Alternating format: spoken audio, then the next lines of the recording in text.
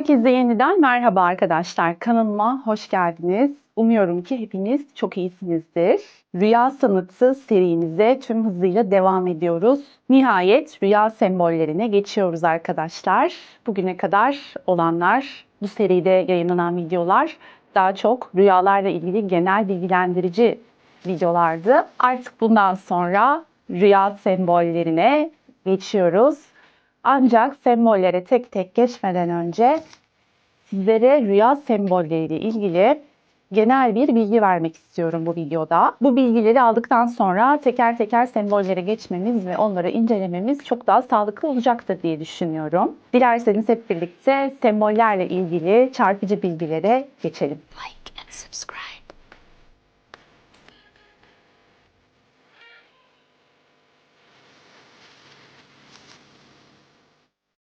Hepimiz rüyamızda çeşitli semboller görüyoruz. Örneğin su ya da yılan. Peki bu semboller gerçekten ne anlama geliyor? Rüyalar yalnızca bir takım basit görüntüler midir? Yoksa bilinçaltımızdan gelen derin mesajlar mı taşır? Eski uygarlıklardan günümüze kadar rüya yorumlama konusu oldukça önemli olmuştur. Zira peygamberlerden filozoflara kadar birçok insan bu konuyla ilgilendi. Bugün sizlerle beraber rüya sembollerinin gizemli dünyasına dalıyoruz. Belki de bilinçaltınız size çok önemli bir şeyler anlatmaya çalışıyordur. Ancak siz fark etmiyorsunuzdur. Gelin bunu hep birlikte çözelim. Rüya sembolleri neden bu kadar önemli? Rüya görmek, insan beyninin bilinçaltındaki mesajları görselleştirdiği bir süreçtir. Semboller ise bilinçaltının dili olarak kabul edilir. Bilinçaltı bizimle kelimeler yerine imgelerle iletişim kurar. Tarih boyunca farklı kültürlerde aynı sembollerin benzer anlamlar taşıması kolektif bilinçaltı kavramını gündeme getirmiştir. Freud rüya görmeyi bilinçaltımızda bastırdığımız dürtüler ve arzular olarak açıklamıştır. Ona göre rüya sembolleri bilinçaltımızda gizlenen istekleri ve korkuları maskelenmiş bir biçimde yansıtır. Jung ise Freud'dan farklı olarak rüya sembollerinin yalnızca kişisel bilinçaltının ürünü olmadığını, aynı zamanda kolektif bilinçaltının da yansımaları olduğunu savunmuştur. Ona göre rüya sembolleri arketiplerden beslenir ve ortak bir insanlık hafızasının parçasıdır.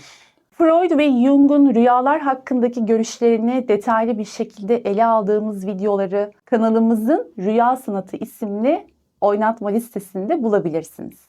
Ayrıca bu videoların linklerini de yukarıya bırakacağım. İzlemek isteyenler oraya tıklayarak da izleyebilir. Burada kolektif bilinçaltı ve arketipler hakkında da kısaca bilgi vermek gerekir. Kolektif bilinçaltı, bireysel deneyimlerin ötesinde insanlık tarihinden gelen ortak imgeleri ve anlamları içerir. Arketipler, Jung'un ortaya attığı bir kavramdır ve insan psikolojisinde ortak olan sembolleri tanımlar. Örneğin gölge, bastırılan yanlarımızın temsilcisidir.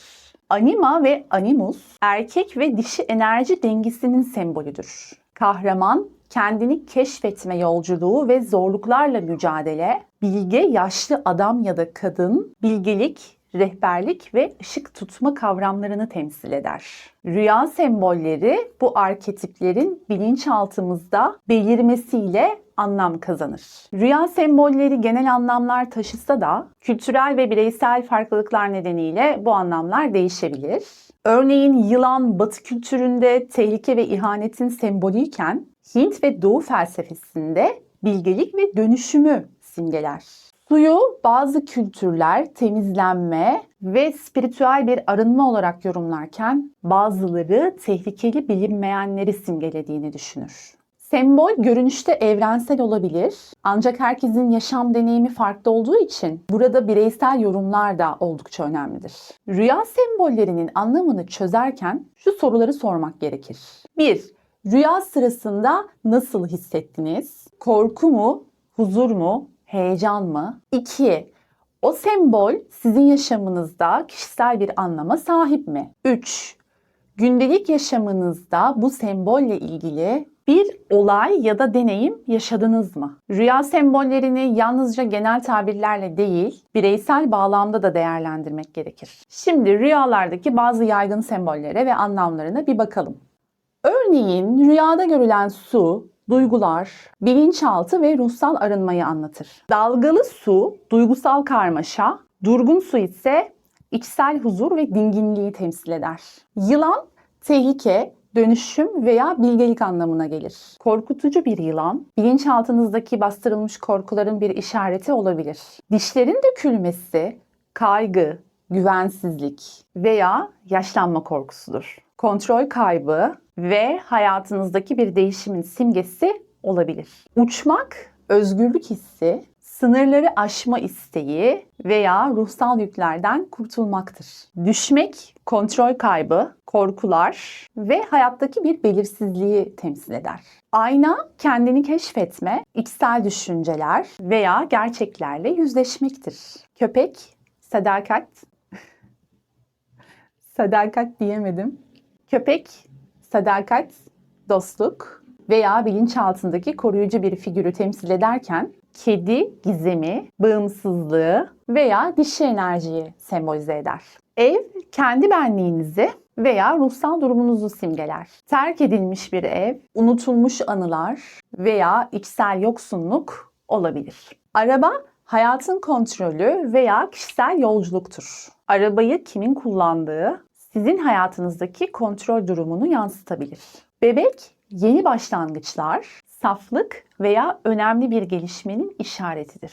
Karanlık bir orman ise bilinmeyen korkular ve bilinçaltındaki bastırılmış düşüncelerdir. Bu sembollerin detaylı anlamları rüyayı gören kişinin yaşadığı duygulara ve hayatındaki olaylara göre değişebilir. Tüm bu sembollerin ve daha fazlasının detaylı anlatımlarını Rüya Sanatı serisinin ilerleyen videolarında yapmaya devam edeceğiz. Rüya sembollerini yorumlamada önemli olan bu sembollerin içinde hangilerinin ana sembol, hangilerinin yan semboller olduğunu belirlemektir. Yapacağınız rüya yorumu buna bağlıdır.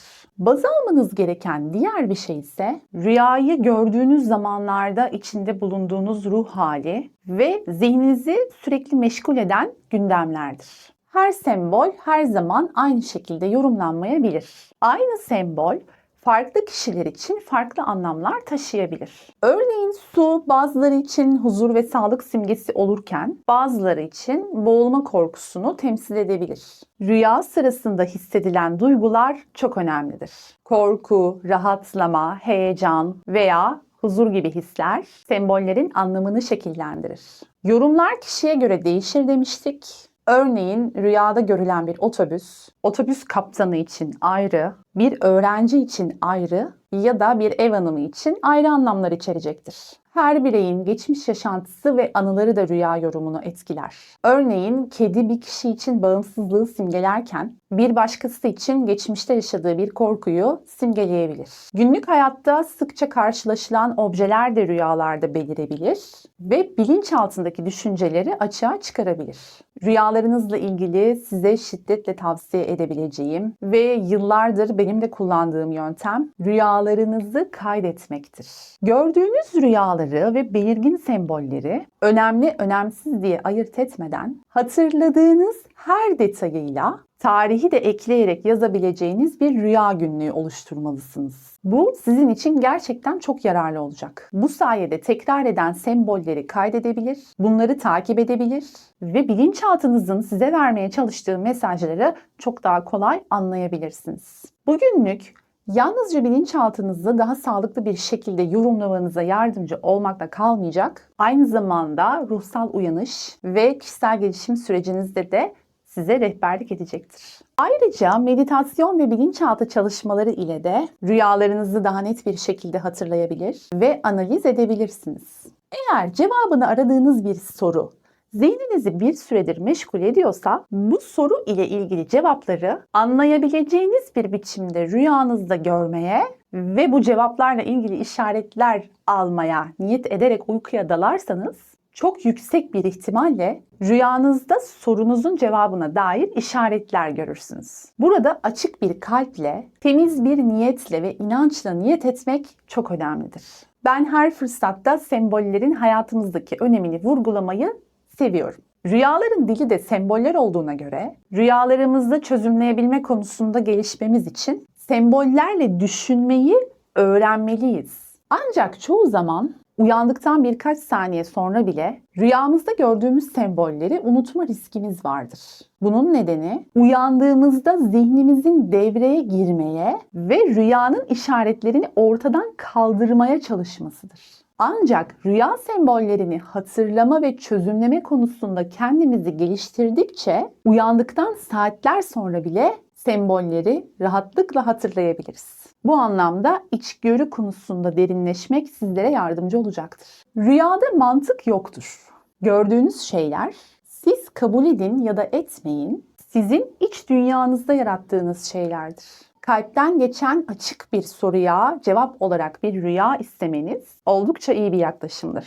Gerçek rüyalar denetiminiz altında olan ve anlaşılmayı bekleyen rüyalardır. Uyandıktan sonra karar vermeniz gereken şey rüyanızın yorumlanmaya değer olup olmadığıdır. Eğer rüyanızdaki olay ve semboller anlayabileceğiniz kadar canlı ve açıksa o rüyanın yorumunu kendiniz yapmalısınız. Bu tür bir rüya için belki bazı ayrıntılar için olabilir, ancak rüyanın tümü için yorum almamanız çok daha sağlıklı olacaktır. Rüyalar kişiseldir ve her açık rüya, rüyayı gören kişi tarafından yorumlanmalıdır. Rüyanızın sorumluluğunu üstlenirseniz, rüya önünde sonunda kendini size açacaktır. Üstelik en doğru zamanda. Unutmayın, rüyanızdan sorumlu olan tek kişi sizsiniz. Bu nedenle rüyanıza dair sorular sormalısınız.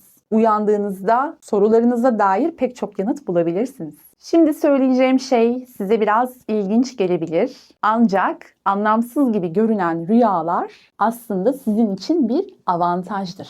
Sorduğunuz soruların rüyanızla gelen yanıtı aslında o soruların sizin bilinçaltınızda bulunan cevaplarıdır. Şimdi bunu biraz açalım. Çünkü bu önemli. İyice anlamanızı istiyorum bunu. Şimdi bilincinizdeki her sorunun cevabı aslında bilinçaltımızda ve yüksek benliğinizde mevcuttur. Ancak o cevapları oradan çekip almanın bir takım yolları vardır.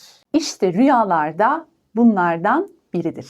Bu rüyalarınızda gördüğünüz her şeyin aslında yine sizinle ilgili olduğunu açıklayan en iyi şeydir.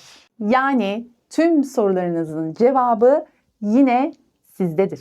Rüyalarınızı doğru bir şekilde okumayı öğrenerek, bu konuda kendinizi geliştirerek, fazla yorulmadan ve kimseye muhtaç olmadan cevaplarınızı rahatlıkla alabilirsiniz.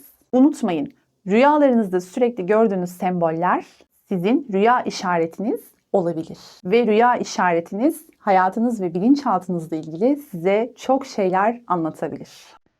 Peki sizin en sık gördüğünüz rüya sembolü nedir? Yorumlara yazın, birlikte inceleyelim. Kim bilir, belki de bu gece rüyanız size daha önce hiç fark etmediğiniz bir gerçeği gösterecek. Rüya sembollerini detaylı bir şekilde incelemeye ve rüyaların gizemli sularında derinlere dalmaya devam edeceğiz. Videoyu beğenmeyi, kanala abone olmayı ve bildirimlerinizi açmayı unutmayın. Bir sonraki videoda görüşene dek hoşça kalın. Like and subscribe.